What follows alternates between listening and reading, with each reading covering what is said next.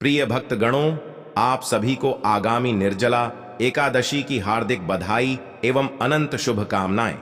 दोस्तों, साल का सबसे कठिन व्रत देव व्रत निर्जला एकादशी आने को है। बहुत ही विष्णु प्रिय तिथि है और इस दिन जब तब पूजा जो भी करता है मनुष्य, इससे विष्णु भगवान का सानिध्य उसे जरूर प्राप्त होता है। मनुष्य जीवन मरण के बंधन से मुक्त हो जाता है। इस व्रत को देव व्रत भी कहा जाता है क्योंकि सभी देवता हो, दानव हो, नाग हो, गंधर्व हो, किन्नर हो, नवग्रह हो, सभी अपनी रक्षा और विष्णु भगवान की कृपा पाने के लिए इस एकादशी का व्रत करते हैं। इस उपवास के कठोर नियमों के कारण ही सभी एकादशी में सबसे कठिन माना जाता है और विष्णु भगवान का भजन कीर्तन उपवास किया जाता है। इस दिन सिर्फ भोजन ही नहीं, पानी का भी त्याग करने का विधान आता है। पूरे दिन निर्जल रहकर के व्रत का पालन होता है। पहले दिन सूर्य उदय से लेकर अगले दिन सूर्य उदय तक बिना पारण के जल का सेवन नहीं किया जाता और कहा जाता है जो भी मनुष्य निर्जल रहकर इस उपवास को करता है उसे साल के सभी 24 एकादशी व्रत के समान संपूर्ण फल की प्राप्ति मिलती है, उसके पापों का शमन होता है। प्रिय भक्तगणों, आज की इस वीडियो में हम ज्येष्ठ माह के शुक्ल पक्ष की निर्जला एकादशी के विषय में बात करेंगे। आज हम आपका कंफ्यूजन दूर करेंगे कि आपको निर्जला एकादशी व्रत कब रखना है, 17 जून या फिर 18 जून को, लेकिन वीडियो को पूरा देखिएगा, तभी आपकी कंफ्यूजन दूर होगी। तो आज की वीडियो में हम जानेंगे निर्जला एकादशी के सभी शुभ मुहूर्त, पारण, समय, पूजा विधि नियम के बारे में। और आपके मन जो भी प्रश्न है कि इस व्रत में पानी कब और कैसे पीना चाहिए, निर्जल नहीं रह सकते तो व्रत कैसे करें, दान किन चीजों का करना चाहिए, अगला जो प्रश्न है कलश का दान कैसे करें, पानी भर के जो कलश का दान किया जाता है उसकी विधि क्या है, और क्या कुमारी लड़कियां भी व्रत कर सकती हैं। यह एक ऐसी वीडियो है जिसमें सारी बातें आप जानेंगे। कहीं कोई और वीडियो देखने की जरूरत नहीं पड़ेगी, तो आप अंत तक वीडियो में बने रहे। नमस्कार दोस्तों, स्वागत है आप सभी का एक बार फिर से आपका पसंदीदा चैनल शास्त्र गुरु वॉइस में। दोस्तों, वीडियो शुरू करने से पहले एक बार पूरी श्रद्धा के साथ कमेंट सेक्शन में लिखें, जय श्री हरि विष्णु। भगवान हरि की कृपा आप पर सदैव बनी रहेगी और वीडियो को लाइक करके चैनल को सब्सक्राइब अवश्य कर लें। प्रिय भक्तगणों, निर्जला एकादशी का व्रत कठोर होता है। खासकर ज्येष्ठ के महीने में जब प्रचंड गर्मी पड़ती है तब निर्जला एकादशी का व्रत रखा जाता है, जो कि जीवन में जल के महत्व को बताता है। लेकिन अगर आपने निर्जला एकादशी का व्रत रखा है और आपको बहुत अधिक प्यास लग रही है या ऐसी स्थिति आ पड़े कि जल के बिना प्राण संकट में आ जाए, तो इसके लिए शास्त्रों में कुछ उपाय भी बताए गए हैं जिससे कि आपकी प्यास भी बुझ जाएगी और कोई दोष नहीं लगेगा। साथ ही विधि से जल ग्रहण करने पर आपका व्रत भी निष्फल नहीं होगा। आइए जानते हैं क्या है वह उपाय। निर्जला एकादशी में व्रत के दौरान अगर आपको अधिक प्यास लग रही है तो आप ओम नमो नारायणाय मंत्र का 12 बार जाप करें। इसके बाद चांदी, पीतल या मिट्टी धातु के पात्र में पानी में गंगा जल मिलाकर भर दें। इसके बाद आप घुटने और हाथों को जमीन पर रखकर पशुवत जल पी सकते हैं। इससे व्रत निफल नहीं होता है। इस तरह से जल पीने के बाद आप पूर्ण व्रत का पालन करें और अगले दिन यानी द्वादशी तिथि को विधिपूर्वक एकादशी व्रत का पारण करें। निर्जला एकादशी में व्रत के दौरान अगर आपका गला सूख रहा है तो आप आचमन कर सकते हैं। इसके अलावा आप कुल्ला करके पानी को बाहर निकाल सकते हैं। इससे पानी गले से नीचे नहीं जाएगा और आपका व्रत भी नहीं टूटेगा। अब बात करें निर्जल नहीं रह सकते हैं तो क्या करें। अगर व्रत करना चाहते हैं, हमारे मन में श्रद्धा है कि हम श्री हरि विष्णु का यह व्रत करें, उनकी कृपा हमें भी प्राप्त हो, लेकिन हम निर्जल नहीं रह पाते हैं, तो हमें क्या करना चाहिए। अगर आप निर्जल नहीं रह पाते हैं, जैसे कि कुछ समय कुछ ऐसे भी नियम होते हैं, जैसे कि हम प्रातःकाल की संकल्प ले लें कि हम आज सूर्योदय से लेकर कल सुबह तक निर्जल ही रहने वाले हैं, तो आपको संकल्प का पालन करना चाहिए और आपको यह नियम पालन करने का पूरा प्रयास करना चाहिए। लेकिन अगर आप व्रत में संकल्प लेते हैं कि हम यथासंभव निर्जल रहने का प्रयास करेंगे, जितनी हमारे शरीर में क्षमता है उतना हम प्रयास करेंगे कि हम निर्जल रह पाए, तो आप प्रयास करें। जितनी समय आप निर्जल अधिक से अधिक रह सकते हैं। मान लीजिए आप दोपहर तक रह सकते हैं। निर्जल तो दोपहर तक रहेंगे। दोपहर में फिर श्री हरि विष्णु से प्रार्थना कर लीजिए। पूजा आराधना करके आप जल ग्रहण कर लीजिए। अगर आप नहीं रह पाते हैं और आप चाहे तो शाम तक रह लीजिए। मतलब अपने शरीर की आखिरी क्षमता तक हमें कोशिश करना चाहिए व्रत को पूरा करने का। तो अगर आप शाम तक रह पाते हैं, देर शाम को, फिर आप भगवान श्री हरि विष्णु पूजा आराधना करते हैं, आरती करते हैं। उसके बाद थोड़ा सा जल आचमन में लेकर ग्रहण कर सकते हैं। दूसरी चीज, अगर आप बिल्कुल भी निर्जल नहीं रह पाते हैं तो आप जल के साथ भी इस व्रत को रख सकते हैं। ऐसे में आपको चाहिए कि आप जल आहार करें। मतलब आपको फल नहीं लेना है, कोई चीज ऐसे दांतों से चबाकर नहीं खानी है। आप जल के साथ या फिर आप चाय ले लीजिए, जूस वगैरह लेकर इस व्रत को कर लीजिए। अगर आप बिल्कुल भी निर्जल नहीं रह पाते हैं, शारीरिक रूप से अस्वस्थ है, तो आप इस तरह से भी व्रत का पालन कर सकते हैं। आप सिर्फ जूस चाय द्वारा, जल द्वारा इस व्रत को कर लीजिए, मतलब जलाहा के द्वारा।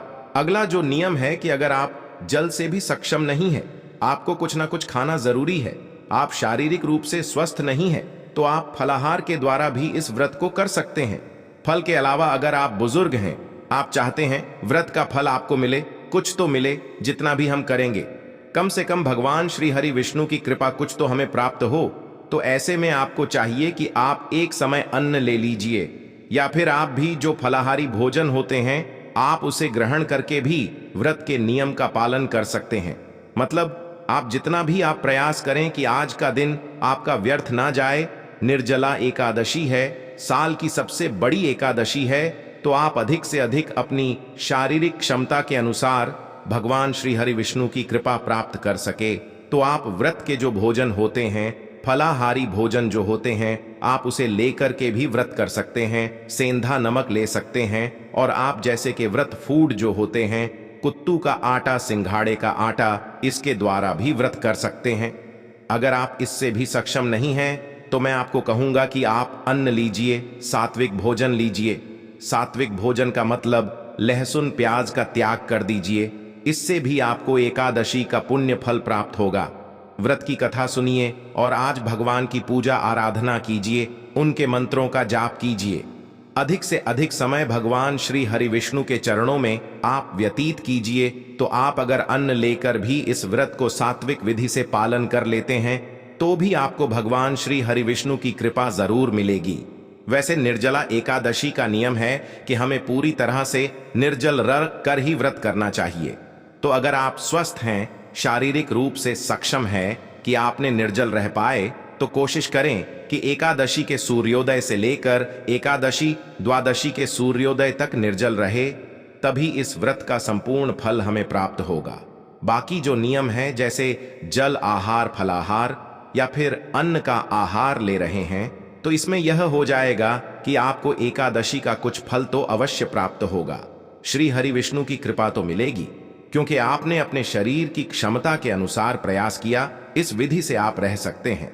अगली चीज, निर्जल व्रत रह रहे हैं, हमें संकल्प लिया है निर्जल का, लेकिन क्या हम चाय और दूध बगैर पी सकते हैं या फिर जूस ले सकते हैं? नहीं। अगर आपने निर्जल व्रत का संकल्प लिया है, मतलब जल नहीं पी रहे हैं, तो यह कोई विकल्प नहीं होता है कि जल नहीं लेंगे, लेकिन हम चाय पी लेंगे, दूध ले लेंगे, जूस ले लेंगे और हमारा व्रत फिर भी निर्जल कहां जाएगा? नहीं, यह बिल्कुल गलत है। अगर आप निर्जल है, मतलब आप सिर्फ निर्जल है, आप आचमन से ही जल ले सकते हैं, जो पूजा के समय आचमन नहीं ली जाती है। तो इसी तरह से हमें निर्जल रहना चाहिए और व्रत अपनी शारीरिक क्षमता के अनुसार ही रखा जाता है। तो अगर आप अपने शरीर से पूरी तरह से स्वस्थ है, तभी आप पूरी तरह निर्जल का संकल्प लें। और जो एकादशी निर्जला एकादशी का व्रत कर रहे हैं, तो आपको प्रयास करना चाहिए कि पूरी तरह से निर्जल रहकर की व्रत करें। मतलब एकादशी से द्वादशी तक निर्जल ही रहना है। कुल मिलाकर अगर आपने निर्जल व्रत का संकल्प किया है, तो आपको पारण के समय जल लेना है। बाकी आप अगर शारीरिक क्षमता के अनुसार निर्जल या जलाहार ले रहे हैं, तो आप बिल्कुल जल ले सकते हैं। अगर आपसे नहीं रहा जा रहा है पूरे समय, तो आप जल ले सकते हैं। दोस्तों, बात करते हैं अगले प्रश्न के बारे में, कुंवारी लड़कियां की व्रत कर सकती हैं? तो देखिए, सनातन धर्म में हमारे शास्त्र कहते हैं कि अगर आपकी उम्र 8 वर्ष से अधिक है तो आप सभी व्रत कर सकते हैं और एकादशी के व्रत का भी आप पालन कर सकते हैं। एकादशी का व्रत श्रेष्ठ माना गया है। सभी प्रकार के पापों से, दोषों से मुक्ति कराने वाला, श्री हरि विष्णु की कृपा दिलाने वाला यह बहुत ही महत्वपूर्ण व्रत है। इस व्रत को कोई भी धारण कर सकता है। पुरुष, स्त्री, कुंवारी लड़की हो या विवाहिता हो, कोई भी इस व्रत को करें, इसका फल उसे अवश्य प्राप्त होता है। तो इसमें कोई ऐसी जज लिमिट नहीं है। बच्चे भी कर सकते हैं, बड़े भी कर सकते हैं, बुजुर्ग भी कर सकते हैं। अगर आप सामर्थ्यवान हैं, अगर आप शरीर में आपकी क्षमता है व्रत रखने की, तो आप इस व्रत को रख सकते हैं। और हाँ, अगर आप व्रत निर्जल नहीं रह सकते हैं तो आप जल के साथ रह सकते हैं। जल नहीं ले सकते हैं तो फल के साथ रह सकते हैं। और जो लोग फलाहार से भी व्रत नहीं रह सकते हैं, आज के दिन अगर वह एकादशी की व्रत में अन्न लेकर भी, मतलब सात्विक भोजन के साथ व्रत करेंगे, तो उनको इसका फल अवश्य प्राप्त होगा। एकादशी का व्रत भगवान श्री हरि विष्णु को बहुत प्रिय है। जितना अधिक सामर्थ्य आप में है, जितना आपके शरीर में क्षमता है, उतना प्रयास व्रत को रखने का जरूर कीजिए।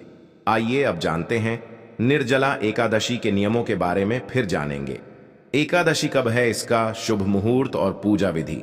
लेकिन अभी तक आपने हमारे वीडियो को लाइक नहीं किया है तो वीडियो को लाइक करके चैनल को सब्सक्राइब अवश्य करें। एकादशी के दिन आपको दाढ़ी कटिंग सेविंग नहीं करवाना है, नाखून नहीं काटना है, शरीर के अंग के कोई भी बाल काटना अथवा कटवाना नहीं चाहिए। ब्रह्मचर्य व्रत का पालन भी आपको इस दिन करना चाहिए। यदि माताएं बहनें मासिक धर्म पीरियड की अवस्था में रहती हैं तो उनको भी व्रत अवश्य करना चाहिए। लेकिन भगवान का पूजन अर्चन और स्पर्श करना इस अवस्था में वर्जित माना जाता है। तथा एकादशी के दिन यदि आपके घर परिवार में जन्म अथवा मृत्यु का सूतक लग जाता है तो ऐसी परिस्थिति में भी आपको व्रत करना चाहिए। व्रत के नियमों का भी पालन करना चाहिए, लेकिन भगवान का स्पर्श तथा पूजन करना ऐसी परिस्थिति में वर्जित माना जाता है। तुलसी जी से आज्ञा लेकर के आप तुलसी जी के पत्ते तोड़ सकते हैं, कोई दोष नहीं माना जाएगा। और इस दिन आपको किसी भी प्राणी को, किसी भी जीव को कष्ट नहीं पहुंचाना चाहिए, क्योंकि गोस्वामी तुलसीदास जी ने रामचरितमानस में कहा है कि ईश्वर अंश जीव अविनाशी ने प्रत्येक प्राणी में, प्रत्येक जीव में ईश्वर का वास माना गया है। इसलिए आपको इस दिन किसी भी प्राणी को, किसी भी जीव को कष्ट नहीं पहुंचाना चाहिए, किसी भी मनुष्य का दिल नहीं दुखाना चाहिए। और आपको इस दिन किसी भी प्रकार से कोई गलत कर्म, अनैतिक कार्य अथवा पाप कर्म बिल्कुल नहीं करना चाहिए। हमारे धर्म ग्रंथों और पुराणों में 3 प्रकार के बताए गए हैं, कायिक, वाचिक और मानसिक। कायिक अर्थ होता है शरीर के द्वारा किए जाने वाले पाप को कायिक कहा जाता है। और दूसरा वाचिक का अर्थ होता है, वाचिक वाणी के द्वारा जब हम गलत शब्द का उपयोग करते हैं उसे वाचिक पाप कहा जाता है। और तीसरा होता है मानसिक पाप। मानसिक का अर्थ होता है मन में यदि गलत विचार आते हैं, गलत अवधारणा उत्पन्न होती है तो उसे मानसिक पाप कहा जाता है। तो आपको किसी भी प्रकार से इस दिन गलत कर्म, पाप कर्म बिल्कुल नहीं करना चाहिए। अधिक से अधिक इस दिन आपको भगवान का भजन कीर्तन करना चाहिए, भगवान नाम का उच्चारण करना चाहिए। कलयुग में जितना अधिक हो सके उतना प्रभु का नाम उच्चारण करें, भगवान के पवित्र स्तोत्र का पठन पाठन करें, भजन करें, कीर्तन करें। क्योंकि अन्य युगों में कठिन साधना से, तपस्या से ईश्वर की प्राप्ति होती थी, लेकिन कलयुग में सबसे सरल यदि कोई कार्य है भक्ति का, सबसे सरल यदि कोई मार्ग है तो वह नाम जाप है। और आपको एकादशी के दिन भगवान के पवित्र मंत्रों का भी जाप करना चाहिए। ओम नमो भगवते वासुदेवाय नमः, यह 12 अक्षर मंत्र का जाप करें, या श्री कृष्णम शरणम मम अक्षर मंत्र का जाप करें, श्री कृष्णाय नमः या अन्य कोई भी गुरु मंत्र या इष्ट मंत्र का। यदि आप निर्जला एकादशी के दिन जाप करेंगे, पाठ करेंगे, तो आपको महान पुण्य फल की प्राप्ति हो सकेगी। और एकादशी के दिन में सोना वर्जित माना जाता है। रात्रि के समय जागरण करने का भी विधान है। यदि आप पूरी रात जाग करके भगवान का भजन कीर्तन करते हैं तो अति उत्तम रहेगा। लेकिन किसी कारणवश यदि आप पूरी रात्रि जागरण नहीं कर पाते हैं तो ऐसी अवस्था में जितना आपका सामर्थ्य हो, जितनी आपकी शक्ति हो, उतना जागरण करके आपको भगवान भजन कीर्तन अवश्य करना चाहिए। और एकादशी व्रत वाले दिन निर्जला एकादशी व्रत कथा अवश्य करना चाहिए। व्रत कथा हमेशा ब्राह्मण के मुख से सुनना उत्तम होता है, क्योंकि जब हम ब्राह्मण के मुख से कथा का श्रवण करेंगे तो साक्षात श्री नारायण के मुख जैसा ही हमें कथा श्रवण करने का पुण्य फल प्राप्त हो सकेगा। और कथा सुनने के बाद ब्राह्मण को यथाशक्ति दक्षिणा प्रदान करें। और अगले दिन जब हम पारणा करते हैं उस समय ब्राह्मण को भोजन करवाने का विधान है। अन्नदान भी आप कर सकते हैं। वस्त्रदान, गोदान का भी बहुत अधिक पुण्य है। वैसे भी साल की सबसे बड़ी निर्जला एकादशी होती है और इस दिन जल से भरा हुआ कलश यानी मटके का दान करना बहुत शुभ माना गया है। इसी के साथ आम का फल भी इस दिन दान करना चाहिए। खरबूजे का दान भी आप कर सकते हैं और इसके अलावा अन्य कोई भी वस्तु यदि आप एकादशी के दिन दान करते हैं तो आपको महान पुण्य फल प्राप्त होगा। लेकिन एकादशी के दिन दान नहीं कर पाते हैं तो आप द्वादशी के दिन भी दान कर सकते हैं। साथ ही एकादशी के दिन गौ दान करने का भी बहुत अधिक पुण्य है, क्योंकि गौ दान से बड़ा कोई भी दान नहीं होता है। और जो मनुष्य अपने जीते जी यदि अपने हाथ से अपने सामने किसी ब्राह्मण को गौ दान कर देता है, उस अनंत जन्मों के पाप जो होते हैं वह नष्ट हो जाते हैं और उसके पुण्यों का उदय होता है तथा उसको किसी भी प्रकार की यम यातना नहीं भोगनी पड़ती है। क्योंकि जब हम जाने अनजाने में गलत कर्म करके मृत्यु को प्राप्त होते हैं तो हमको नरक की भयंकर सजाओं को भोगना पड़ता है और वैतरणी में हमको पटका जाता है। ऐसे में यदि हम अपने सामने किसी ब्राह्मण को गौ दान कर देते हैं तो हमको वैतरणी की सजा नहीं मिलेगी। यम यातना से हम बचे रहेंगे और हमें वैकुंठ लोक की प्राप्ति होगी। प्रभु के परम धाम की अवश्य ही हमको प्राप्ति होगी। दोस्तों, निर्जला एकादशी के शुभ मुहूर्त और पारण समय के बारे में फिर आपके सारे प्रश्नों के जवाब हम आज के वीडियो में देंगे। बहुत ही ज्यादा महत्वपूर्ण वीडियो है, पूरा जरूर देखिएगा। इस बार निर्जला एकादशी की तिथि प्रारंभ होगी 17 जून सोमवार को सुबह 4:44 से इसके साथ ही तिथि समाप्त होगी 18 जून मंगलवार की सुबह 6:02 पर। और एकादशी व्रत के नियमों के अनुसार इस बार 18 जून मंगलवार को निर्जला एकादशी का व्रत रखा जाएगा। इस दिन सर्वार्थ सिद्धि योग का निर्माण भी हो रहा है। सर्वार्थ सिद्धि योग का समय सुबह 5:24 से 6 बजे तक रहेगा। अब आप सोच रहे होंगे कि जब 17 जून को सूर्योदय से पहले ही एकादशी तिथि लग रही है तो 17 जून को उपवास क्यों नहीं रखा जाएगा? तो देखिए, क्योंकि अगले दिन 18 जून को तो बात सूर्योदय से लेकर दोपहर तक हरिवासर का समय रहने वाला है और हरिवासर का समय समाप्त होगा 18 जून मंगलवार को दोपहर 12 बजे तक। एकादशी व्रत के नियमों के अनुसार जब तक हरिवासर रहता है तब तक एकादशी का उपवास वास नहीं खोला जाता। हमेशा हरिवासर का समय बीतने के बाद ही खोला जाता है। ऐसे में जो लोग 17 जून को उपवास रखना चाहते हो उन्हें अगले दिन दोपहर 12 बजे के बाद व्रत का पारण करना होगा। ऐसे में एकादशी का उपवास अधिक समय के लिए हो जाएगा। इसलिए आप सभी को 18 जून को ही उपवास रखना चाहिए। जो लोग इस नियम का पालन नहीं करते और 17 जून को ही उपवास रखना चाहती हो तो उन्हें यदि उपवास खोलना भी हो तो 18 जून मंगलवार को दोपहर 1 बजे से 3 बजे के बीच में अपना उपवास खोलना होगा। हालांकि शास्त्र सम्मत तथ्य यही है कि जब भी एकादशी तिथि इस तरह से 2 दिन पड़ती है तब सभी को, चाहे वह गृहस्थ जन हो या वैष्णव जन हो, उन्हें दूजी एकादशी का ही उपवास रखना चाहिए। 18 जून मंगलवार को सूर्योदय होगा।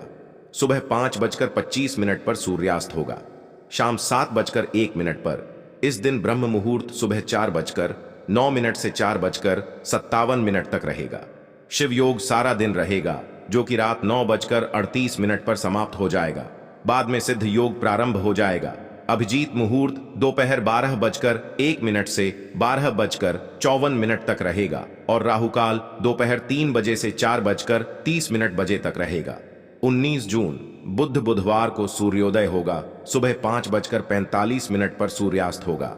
शाम 7:10 पर ब्रह्म मुहूर्त सुबह 4:09 से 4:57 तक रहेगा।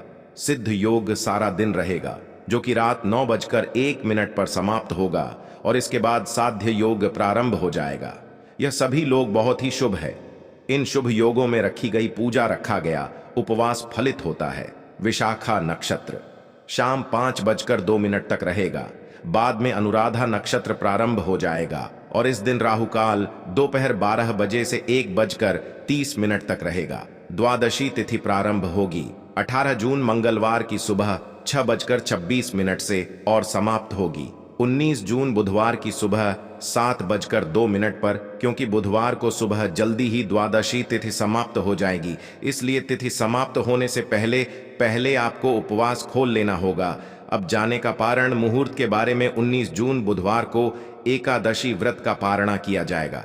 सुबह 5:28 से सुबह 7:28 तक निर्जला एकादशी व्रत का पारण, जो तिले पारण यानी कि तिल से व्रत का पारण है, यह संभव न हो तो आप जल से, तुलसी दल से या फल से व्रत का पारण करें। उम्मीद करता हूं आज की वीडियो में जो आप लोगों के मन में प्रश्न थे, उन प्रश्नों के जवाब जो मैंने दिए, उनसे आप संतुष्ट होंगे।